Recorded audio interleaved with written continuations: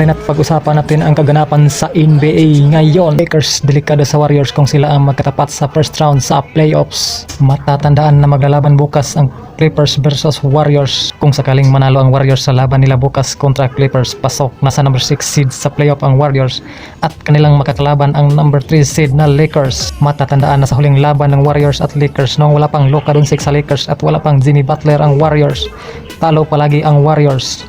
Samantala sa huling laban nila nito lang Abril, natalo ang Lakers na may Luka Doncic na kontra Warriors na may Jimmy Butler. Delikado talaga ang Lakers pag Warriors ang kanilang makakaharap sa first round sa playoffs dahil walang depensa si Luka at number 1 defensive team na ang Warriors pagdating ni Jimmy Butler at number 3 na sa offensive rating. Magandang laban talaga pag nagkatapat ang Lakers at Warriors sa playoffs, pero malaki ang tsansa na matalo ang Lakers dahil mahina o wala talagang depensa si Luka.